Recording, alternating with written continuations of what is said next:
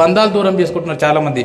సొంత అన్నదమ్ములు కొట్లాడి వాడు అక్కడ ఉంటాడు, వీడు ఇక్కడ ఉంటాడు. సారీ చెప్పనికి చేతగా కాదు, నేర్చుకోండి. ఎట్లా చెప్పాలి?